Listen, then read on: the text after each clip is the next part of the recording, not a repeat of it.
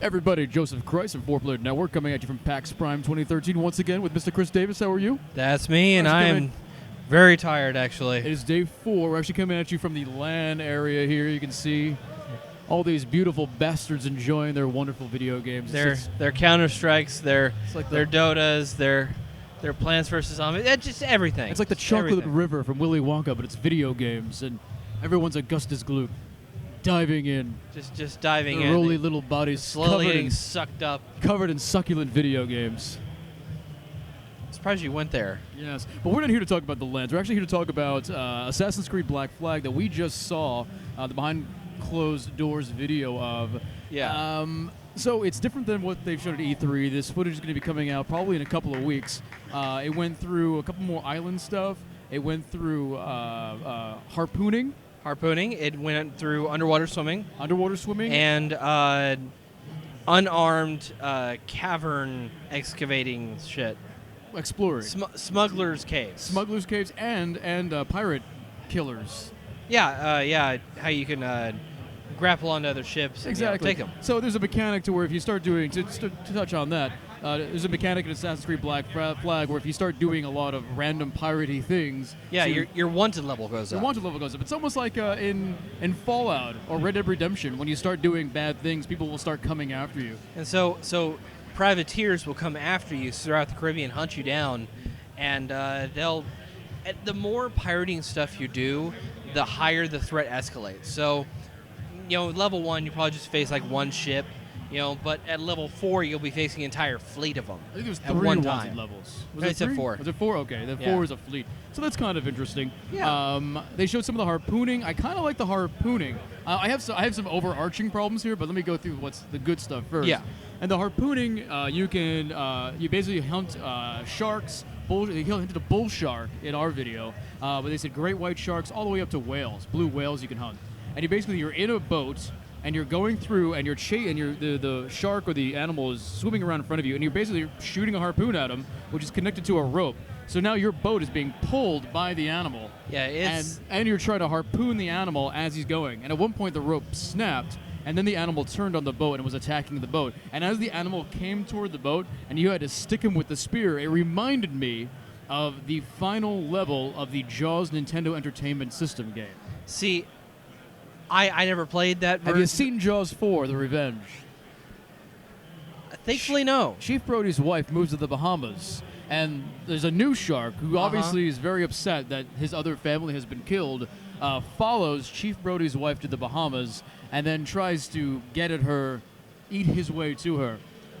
Now, if the shark is sentient and tracks her down. Let me ask you a question. Okay. I'm going to go off script for a second. Okay. If you knew a shark was hunting you down, would you move to an island? No, I would move to like Kansas. Like Alabama. Yeah. Or Kansas. Right. She goes to the Bahamas. Well, Michael Caine was in this movie. Michael fucking Caine was in this movie. Sometimes a man needs money. Okay. It's true. So anyway, I will say that this sequence, it does remind me of that because I didn't play the game. But what it does remind me of, and what seems like it fucking steals from, is the lake boss fight from Resident Evil 4. It plays almost exactly like that. Okay. Yeah.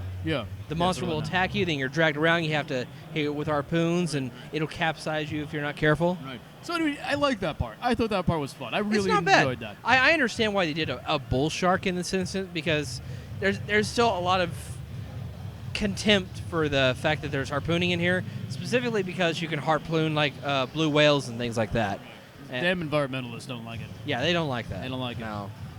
So the other thing they showed was the underwater swimming, which there was no point where your character jumped off the boat and went down into the water seamlessly. No, you. Sorry, Brad. You hit a diving bell, and the diving bell brings you down in a cutscene, and then while you're down there, you do your exploration, and there's other like barrels down there that have air in them. What was really funny is he's like, these barrels kind of under the water, you can go into them and they give you a temporary supply of air. It's a single use. It's a single use. And I thought, why don't you just go to the surface? There's a lot of air up there. Well, because you can't. That's why. Yeah, that gameplay wise, mechanically, yeah, but fictional wise, you're way too deep down for that. Maybe you couldn't get there. The bends, man. The bends. You get the bends. So here's my problem. They showed all that stuff. They showed a part where you found an underwater cavern that Yeah. you went through, and then you were doing more of assassiny type of stuff. Taking people out in stealth sort of ways. You had no weapons because you had come from underneath the water. Yeah. Here's my issue, and I know what you're going to say because we've already had a little bit of this conversation, but there wasn't a single thing you did in this game that was seamless. Like even the harpooning, right? You steered the pirate ship to the big glowing area that said harpooning, and then you begin the harpooning mission. And there's a loading screen. And there's a cutscene, and then all of a sudden you're in the boat, and then you do the harpooning mission, and then when you're done, there's another cutscene, and then you appear back on the ship. Yeah, I mean, I know what you're gonna say. I want that. I agree with you. I want that, but it's not going to happen. I know it's not gonna happen. We just saw it not happen. Yeah. But I know maybe next gen we can have something like that, or it seems so disjointed to me. To every time you wanted to do something, there was a loading screen and a cutscene to get you into it. I want to be in the pirate ship, and as I'm driving the pirate ship, I see sharks. I'm like, oh, I'm gonna harpoon one of them motherfuckers. And then so you stop piloting your ship, you get into a robot, and you go out and after then they take me out after it. That's what I want. We're not. But it's not gonna happen. It's not gonna happen. It's. I'm a little disappointed about that. They need to do like a whole new engine. They need to rework how loading times work. I have an idea. How about they just make a pirate game? They could. Maybe have Sid Meier work on it. That's now you're going way, way into the stratosphere. I'm just saying. There's no reason for this to be an Assassin's Creed game. There is no reason just yet. This should just be a pirate game. Still, I know I'm going to get yelled at, but I'm really not particularly interested in the Caribbean aspect. I want to know more about the future. What's going on with the whole other storyline? You're thinking of Desmond. I'm thinking about Desmond. I'm thinking of Juno. I'm thinking about what's happened you like after. Desmond. Basically, you want the D. There wasn't enough D. I never thought of it that way. There wasn't enough D in the other Assassin's Creed games. There was not. No, there really wasn't. And now you want a whole game just filled to the brink with D. Tons of D. Tons of D. Nothing but the D. But the D. No, not the tip. The full thing. The shaft. The whole shaft. The whole enchilada. What is that? That's not even. That's not the shaft. We need to have a basic anatomy lesson, Mr. Chris Davis. Later, when we get back to my place. Yeah. Anyway, that's Assassin's Creed. That's how podcasts start, actually. That's true. There's some good aspects of it. There's some overarching overarching elements of it I don't like all the loading screens and whatnot. But the ship combat still seems fantastic. It really does. The harpooning itself seems great. It is completely open world, and you have all these islands you can just go to and explore, and that's going to be really fun. I think I'll spend more time just sailing around, exploring stuff, and enjoying myself doing that than a lot of the quote-unquote Assassin's Creed-y sort of things I'll probably throw in. They're saying this game is going to be like a 15, 20-hour experience. I think with all the side quests and shit that you can do and upgrading the Jackdaw and going against other rival pirates, I think you're looking at 40, 50 hours I'm hoping easily. 50 to 20 is blowing through it. Yeah. I just want to sail around and find stuff. We'll see. I'm you guys will see the video in a couple of weeks. We'll have it on the website, 4playernetwork.com.